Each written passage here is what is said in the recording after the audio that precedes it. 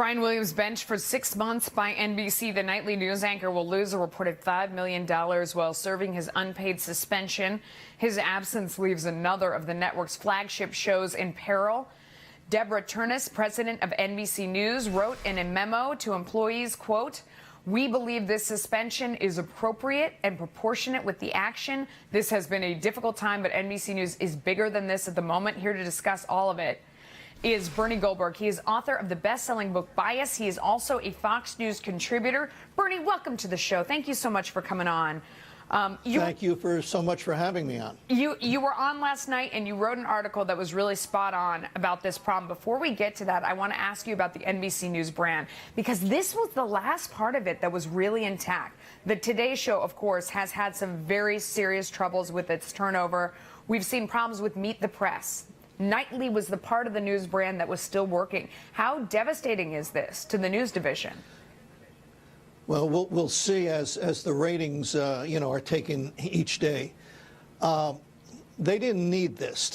Forgive me for stating the obvious, but they really didn't need this at this time, not given all the other problems that they have. But they couldn't leave them on the air either. This is not an enviable position for them to be in, but it's one of their own making. Yeah, Deborah Turnus has taken over the department. She's doing what she can to try and shore up the Today Show. What does this mean for her in particular? Because none of these problems were of her making. They all came before her time, but she has been the one presiding over trying to fix them. Yeah, I mean, I don't know the inner workings of NBC management. That's a foreign country to me. But when so many things go wrong and you're the person at the helm, sometimes you're the one who goes. You know, in any major sport, if the team doesn't do well, they don't fire the whole team. You know, they get rid of the manager. And I'm not predicting that for her. As I say, I don't know how it works at NBC, but too many bad things have happened on her watch. You made a really great point that part of the problem here is the idea of the blurring of the lines between journalism and entertainment, and that Brian Williams had begun to see, because we've been trying to figure out, everybody said he's such a good guy, he was a great journalist, a smart guy, everyone likes him. How could this possibly happen when everything he had done just by virtue of covering these stories was big? Why would you need to exaggerate? And you made the great point that this is really about the blurring of lines between entertainment and news. Right. What's your point there? Yeah, it's the point I made. Thank you for mentioning the article. It's on my website, bernardgoldberg.com. But here's the thing. I just met with somebody who knows Brian Williams very well. And he says Brian always wanted to be Walter Cronkite. Well, now it turns out he also wanted to be Jay Leno, or at least Jay Leno's replacement. The stories in the papers today are about how when NBC was looking for a replacement for Leno, Brian Williams said, "I'll take the job."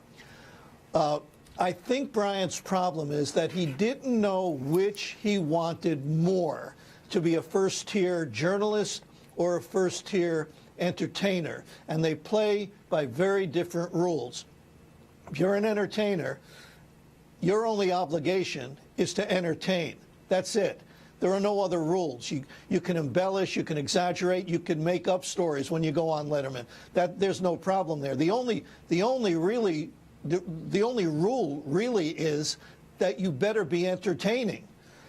Journalism is different. You must tell the truth. Brian Williams didn't. I think he was playing by entertainment rules, and it's very hard to be both an entertainer and a journalist at the same time. But if you look at our industry, there has been a blurring of the lines. I always say that too many people get their news from Jon Stewart, that they confuse that with an actual news program.